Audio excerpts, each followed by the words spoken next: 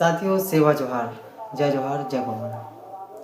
साथियों, आज का हमारा वीडियो ग्राम व्यवस्था एक बुक आया हुआ है जिसमें लिखा है कोया बूम एक समृद्ध ग्राम व्यवस्था। इस बुक को धर्मपाल कोड़प्पी जी द्वारा लिखा गया बुक है।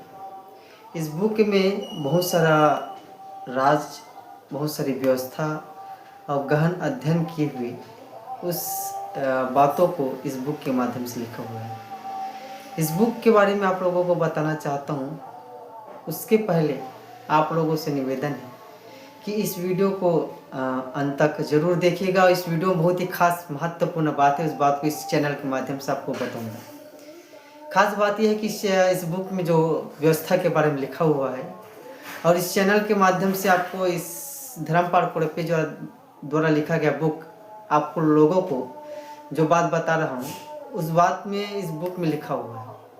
और इस बुक में छोटी सी लेकर बड़ी सी बात लेकर जो ग्राम व्यवस्था होती है, ग्राम की देवी देवता होती है, गांव की थाना होती है, गांव में जो सरहद होते हैं, सरहद में 12 दिशा होती है, 10 दिशा होती, उन 10 दिशाओं की राव पेन थाना, इन सभी के बारे में इस बुक में लिखा हुआ है।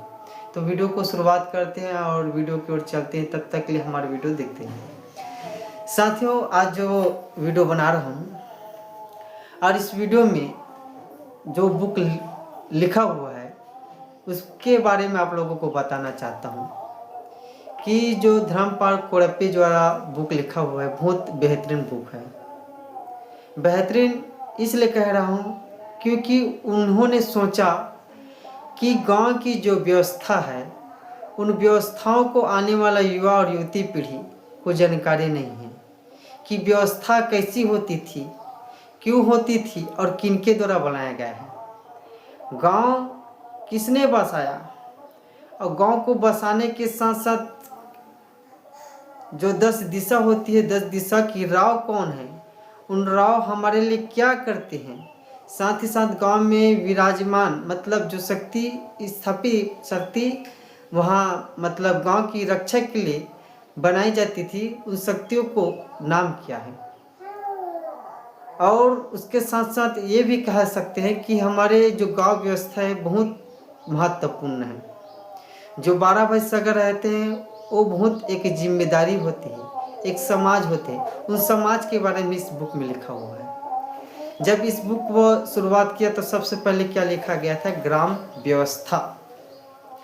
और गांव व्यवस्था के बारे में लिखा था सबसे पहले किसका बात लिखा गया, भूमियार के बारे में। भूमियार के बारे में कहा गया कि सबसे पहले उन्होंने देखा किसकी, मिट्टी की उपज, हवा की, प्रकृति की सुंदरता थी। मतलब गांव को बसाने से पहले वहाँ की पूरा प्रशिक्षण किया गया, अध्ययन किया गया कि वास्तव में यहाँ पानी उपलब्ध है या नहीं, यहाँ ऊर्जा अर्थात गर्मी मिलता है या नहीं, यहाँ पे हवा बराबर मिलता है या नहीं, यहाँ की मिट्टी उपजाऊ है नहीं। इनके बारे में भूमियार ने प्रशिक्षण करने के दौरान गांव को बसाया। और गांव को बसाने के साथ साथ जो बाहरी हवा होती है या बाहरी प्रकोप होती है या बाहर से कुछ आते हैं तो 10 राव को बैठाया गया ताकि बाहर से अगर कोई जंगली जानवर आ रहे हैं या किसी प्रकार की कोई भी प्रकोप आ रहा है तो उनके द्वारा रोकथाम किया जाए। ऐसे करके भूमियार बाबा ने वहाँ गांव को बसाया गया।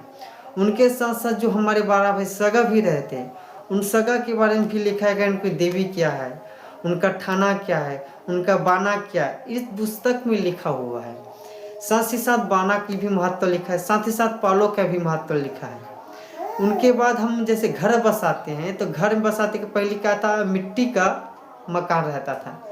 तो उसने एक अध्ययन में लिखा हुआ है कि घर कैसे बसाएगा। जब हम दियार को देखते हैं तो दियार एक मजबूत सा एक बहुत बड़े विशाल क्या बनाया रहता है, घर बनाया रहता है। उन्हीं को देखकर हम क्या बनाए, घर बनाए। कपड़ा भी पहने तो उसमें भी विशेष महत्व लिखा हुआ है, इन पुस्तक में लिखा हुआ है। आप इस पुस्तक को खरीदिए और इस पुस्तक को अध्ययन कीजिए।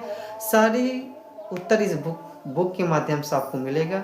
इस चैनल का उद्देश्य है कि जो धर्मपाल कोरप्पी जो लिखा बुक है उनको बारे में आप लोगों को जानकारी देना था। इस बुक को लीजिए और पढ़िए, बहुत बेहतरीन बुक है और आशा करते हैं इस बुक को खरीदने के साथ साथ आप बिल्कुल गांव की व्यवस्था है, गांव की देवी देवता, गांव के थाना बाना है, पेनपाल, इनके बारे में आप लोगों को जरूर जानकारी मिलेगा। और साथियों वीडियो को देखने के लिए धन्यवाद। सेवा जोहार।